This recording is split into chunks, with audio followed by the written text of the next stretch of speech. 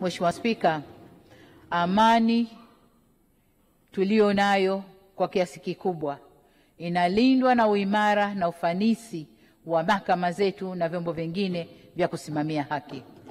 Hii ni kwa sababu amani na utulivu hustawi pale ambapo haki huonekana kutendeka.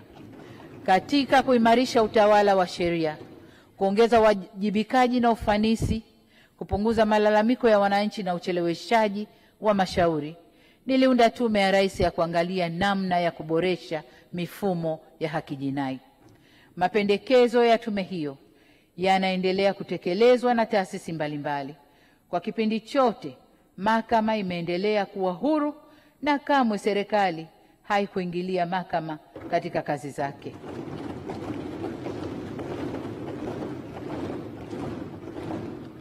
Ili kuboresha utendaji na ufanisi wa mahakama, tumeongeza bajeti ya mahakama kutoka shilingi bilioni 166.2 mwaka 2021 mpaka kufikia shilingi bilioni 321 kwa mwaka 25-26, sawa na ongezeko la 93%. Vile vile tumeongeza idadi ya majaji, mahakimu na mawakili wa serikali, na nafarijika kwamba tumezingatia uwakilishi wa kijinsia.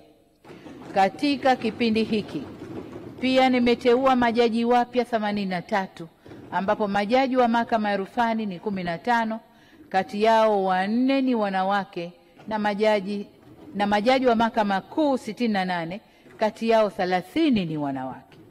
Aidha,